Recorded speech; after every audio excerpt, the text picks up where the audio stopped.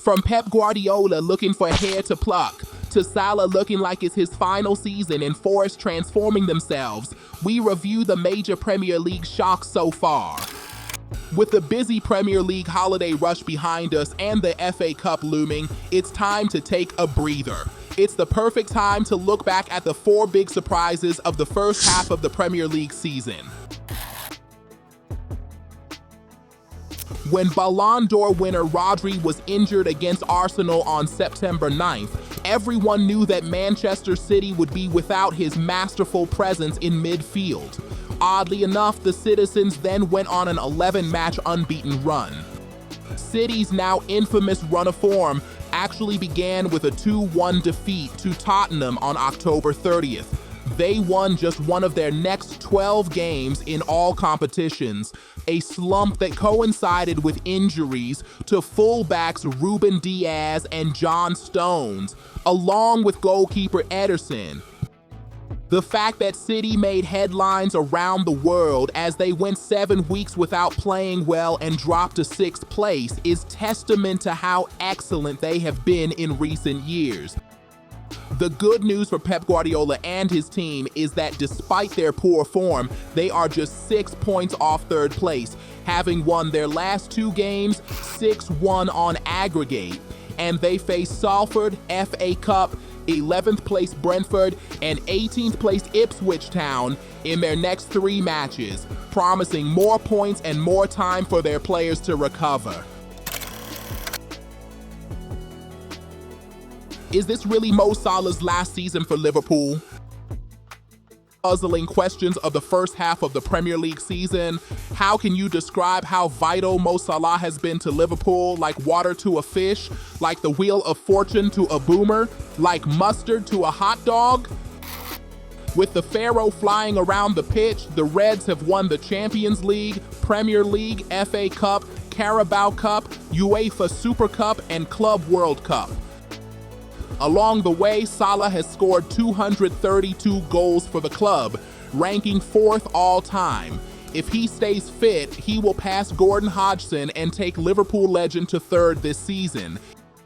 He has also won the Premier League Golden Boot 3 times and the PFA Player of the Year twice. So why are the club pulling their strings when it comes to offering Salah a new contract? Liverpool are reportedly not even making an initial offer until December. Salah, for his part, has said that the 2 sides are not close to an agreement and that this is likely to be his last season at Anfield. Salah, who turns 33 in June, wants a 3-year deal, with the Reds reportedly reluctant to sign long-term contracts with players over 30. Nottingham Forest have been one of the surprise packages of the 2024 to 2025 Premier League season. The team has undergone a remarkable transformation under the leadership of Nuno Espirito Santo, a Portuguese manager who joined the team in December 2023. As of the end of the 20th week, Nottingham Forest are in 3rd place in the table with 41 points from 21 games. Forest also stopped leaders Liverpool this week. This is their best performance at this stage of the season since 1995. Forest's best performance is in their defense, and it was their defense that made this improvement. Forest have the 2nd strongest defense in the league and have managed to record 9 clean sheets.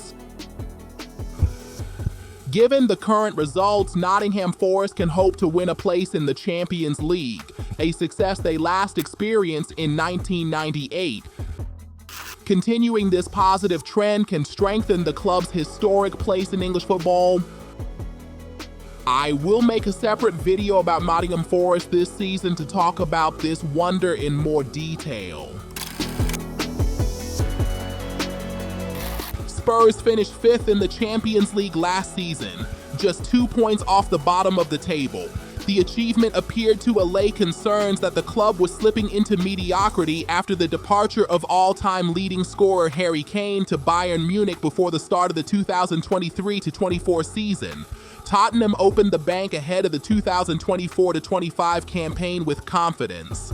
They splashed out £53 million on prolific goal scorer Dominic Solanke, £35 million on wonder kid right back Archie Gray, and £24 million on right winger Wilson Odubert.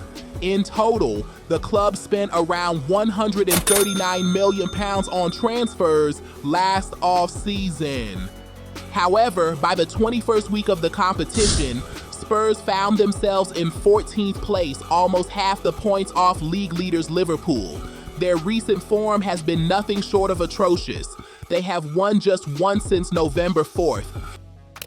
And that victory, a 4-0 win over Manchester City on November 10th, doesn't seem particularly impressive given City's woes. The bottom line is that Spurs have spent more cash than all but 2 other Premier League clubs in the past 5 transfer windows. Team depth shouldn't be such a big issue, so the journey continues for manager Ange Postecoglou to build his squad and implement his tactics. Will the club continue to back him if Tottenham fail to climb out of the bottom half of the table anytime soon? There is no sign that the Spurs board and fans will not give Postecoglou more time, especially if he can lead the team to the Carabao Cup final.